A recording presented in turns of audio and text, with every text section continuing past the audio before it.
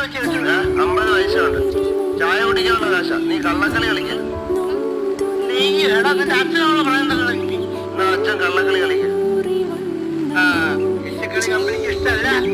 ഇതെടുത്തു ആ കുത്ത്